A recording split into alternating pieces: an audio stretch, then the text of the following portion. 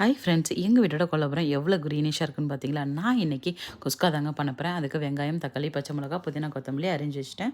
அதுக்கப்புறம் குக்கரில் கொஞ்சமாக எண்ணெயும் நெய்யும் போட்டுட்டு, அதுக்கப்புறம் பெருஞ்சீரகம், கரம் மசாலா பொருள், முந்திரி, கொஞ்சமாக மிளகு போட்டுக்கோங்க.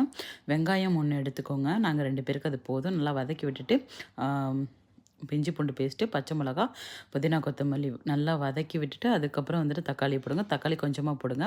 அதுக்கப்புறம் கொஞ்சமாக மிளகா பொடி, கொஞ்சம் நிறையவே மஞ்சள் பொடி போட்டுக்கோங்க.